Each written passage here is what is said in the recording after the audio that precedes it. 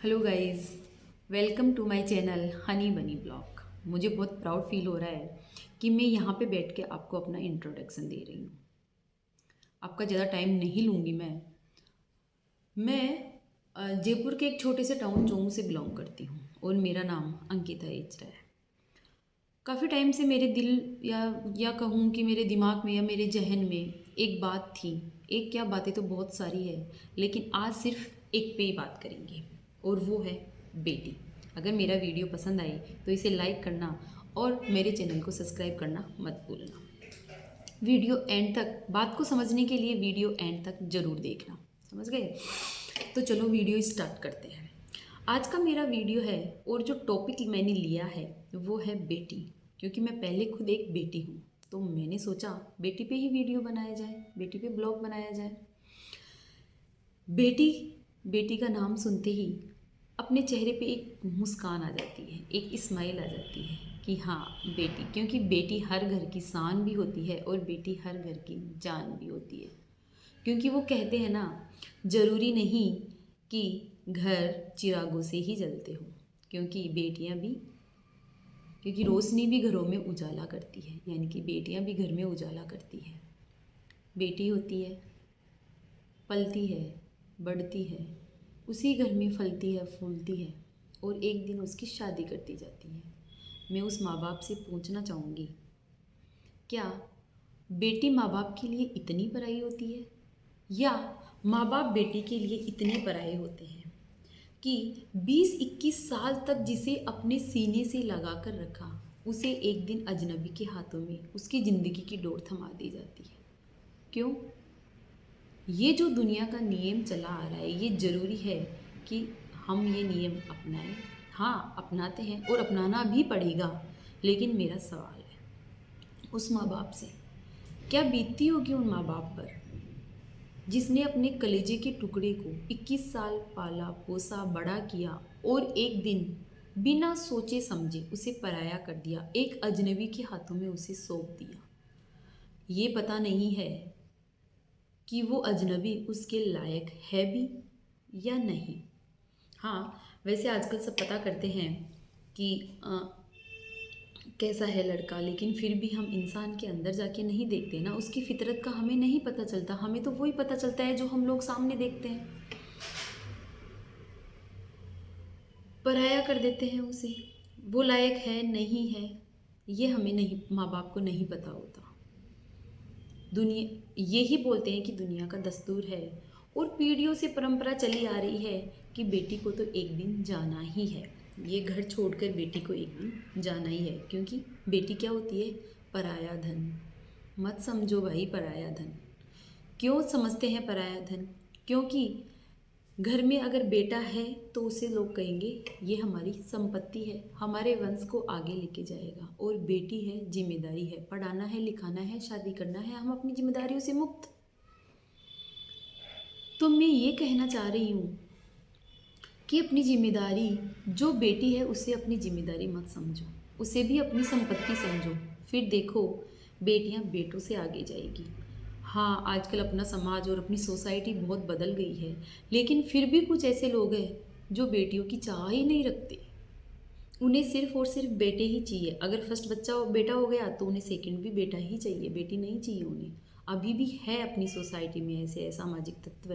असामाजिक तत्व तो नहीं बोलूँगी, सॉरी, लेकिन फिर भी ऐसे लोग हैं जिन्हें सिर्फ और सिर्फ बेटे ही चाहिए। क्योंकि उनके हिसाब से बेटा वंश को आगे बढ़ाएगा और बेटी क्या करेगी? शादी होके ससुराल चली जाएगी, वो वहाँ पर अपने वंश को आगे बढ़ाएगी। दुनिया का दस्तूर है और हम सब मानते हैं, सबको मानना भी है, मानते भी हैं कि एक दिन शादी करनी है, पराया होना है और अपने ससुराल में चले जाना है। क्योंकि शादी भी ज़रूरी है, वो मैं आगे दूसरे वीडियो में, नेक्स्ट ब्लॉग में बताऊंगी।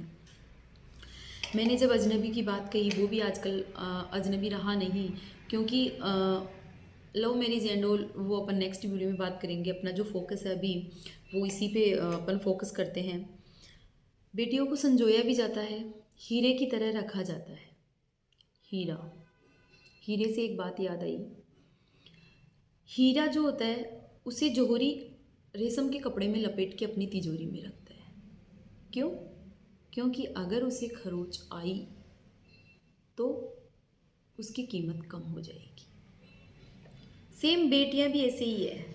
बेटियों को भी माँ बाप संजो के रखते हैं, सेफ रखते हैं, ताकि इस समाज में या इस सोसाइटी में कुछ उन्हें सुनना नहीं पड़े, उन्हें खरोच नहीं आए, वरना तो फिर उनकी भी कीमत कम हो जाएगी।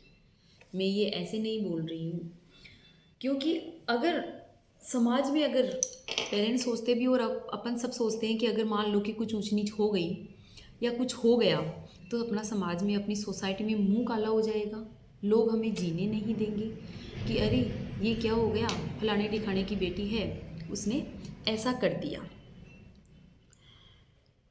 मैं ये इसलिए बोल रही हूँ क्योंकि उस माँ बाप से कि जो अपनी बेटी को उस अजनबी के हाथों में दे रहे हैं, क्या वो उसके लायक है भी या नहीं। भाई लायक तो होना चाहिए ना बेटा।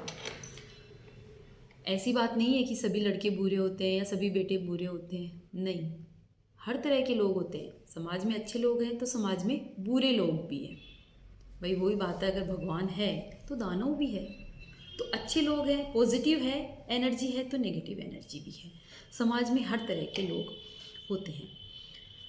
उसके बाद में, शादी के बाद में उसे उसका लायक ससुराल मिला या नहीं मिला, मिला तो ठीक, नहीं मिला तो भी ठीक। क्यों? क्योंकि अब हम अपनी सोसाइटी के डर से, अपने समाज के लोगों के डर से, अगर ससुराल अच्छा नहीं है तो इसी समाज के डर से अपन क्या करते हैं, बेटी को अपने घर पर नहीं लाते। ट्रेंड बदल रहा है, लेकिन फिर भी आज 100 में से केवल 5% लोग ही ऐसे हैं जो अगर ससुराल में बेटी खुश नहीं है तो उसे पीहर में ले आते हैं।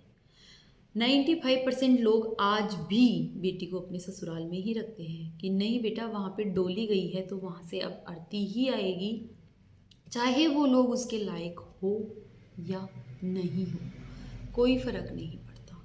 फ़र्क पड़ता है तो उस माँ बाप को जिन्होंने बेटी को विदा किया है। लेकिन वो माँ बाप भी चुप रहते हैं उन लोगों की वजह से, माँ बाप चुप रहते हैं उन लोगों की वजह से कि नहीं, अगर ये घर पे आ गई तो लोगों से, समाज से ताने सुनने पड़ेंगे कि बेटी है, इतनी जवान बेटी है, इसको घर पे क्यों बिठा के रखा है जब उसका ससुराल है।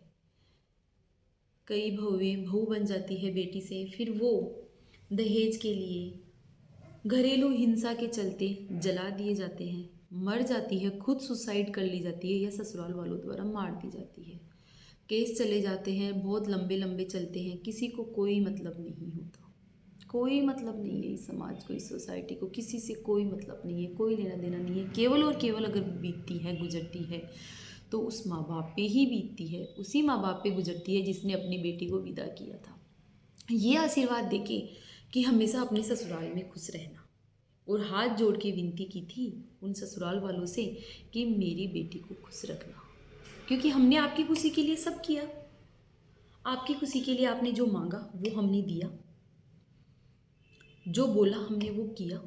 तो अब आपकी भी जिम्मेदारी बनती है कि आप हमारी बेटी को खुश रखो। लेकिन फिर भी कुछ लोग होते हैं जो खुश नहीं रख पाते। रोज़ रोज़ एक बार मांग लिया, दोबारा से मांगेंगे, रोज़ रोज़ उन्हें ताने देते हैं, प्रताड़ित करते हैं, अपने माँ बाप के लिए कुछ उन्हें भला बुरा बोलते हैं, और वो रोज़ परेशान होती है, माँ बाप उसे घर पे नहीं लाते। तो मैं ये बोलना चाहूँगी, सभी लोग बुरे नहीं होते, मैं किसी को टारगेट नहीं कर रही हूँ, सभी लोग बुरे नहीं होते, लेकिन सभी लोग अच्छे भी नहीं होते। तो मैं सिर्फ ये बोलना चाहूँगी उन माँ बाप से कि अपनी बेटियों को पढ़ाओ, लिखाओ, शादी करो, भले ही अपनी पसंद के लड़के से करो या उसकी पसंद के लड़के से करो, लेकिन उन्हें संस्कारों की बेड़ियों में मत बांधो कि अगर तू कल को घर पे आके बैठ गई तो ये समाज क्या कहेगा। समाज तो कहेगा, समाज का काम है कहना, समाज कहेगा, कुछ ना कुछ तो समाज कहेगा ही, अच्छा कहो बुरा कहो, समाज को तो कहना है, तो समाज कुछ ना कुछ तो कहेगा। तो समाज के डर से उन्हें अपने संस्कारों की बेड़ियों में मत बांधो, फौलादी बनाओ, लोहे के जैसे संस्कार दो उसको, चाहे कितना ही कूट ले, कितना ही पीट ले, लोहा तो लोहा ही है, तो उसको वैसे संस्कार दो। ऐसे संस्कार मत दो उसे कि अगर कोई हाथ भी उठा ले तो सामने बोल भी नहीं पाए, नहीं, उसे ऐसे संस्कार दो कि वो अपने लिए आवाज़ उठाना सीखे, अपने लिए लड़ना सीखे, अपने लिए खुद के लिए खड़े होना सीखे। मानती हूँ कि बेटियां जो होती है ना, वो पिता का गुरूर होती है।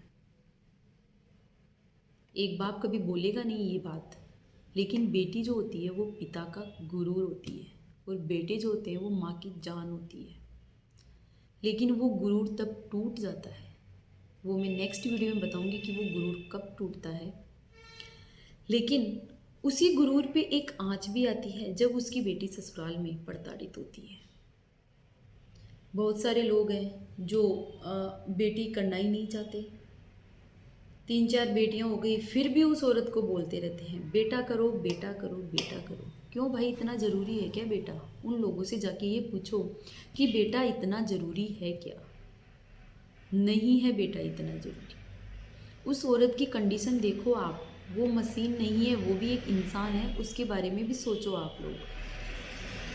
3-4 बार बेटी पैदा कर ली, फिर भी बेटे की चाह में मशीन की तरह उसे लगाए रखा है कि बेटा करो, बेटा करो, बेटा करो। उसके हाथ में नहीं है बेटा करना। आज भी समाज को, इस सोसाइटी को, अपना देश जो चांद और मंगल पर पहुंच गया, आज भी इस सोसाइटी के लोगों को ये समझ में नहीं आ रहा कि बेटा होना या बेटी होना माँ के हाथ में नहीं होता, वो पिता के हाथ में होता है।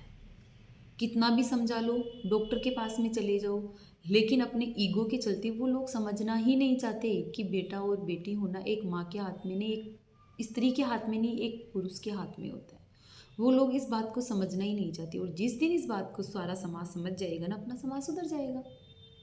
कोई फ़र्क ही नहीं पड़ेगा, बेटा और बेटी में कोई फ़र्क नहीं करेगा।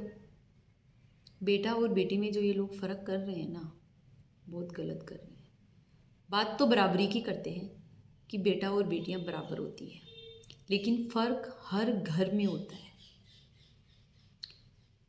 मैं ये कहूँ कि 90 से 95% घरों में फ़र्क होता ही है कि ये बेटी है और ये बेटा है, और बात करते हैं कि हमारे लिए बेटे और बेटी बराबर है। कुछ अधूरी सी बातें हैं मेरे जहन में, और भी है कुछ अधूरी सी बातें जो मैं आपके लिए नेक्स्ट वीडियो में लेके आऊँगी। अगर मेरा वीडियो आपको पसंद आए तो लाइक करना। मिलते हैं नेक्स्ट वीडियो में, तब तक के लिए नमस्ते।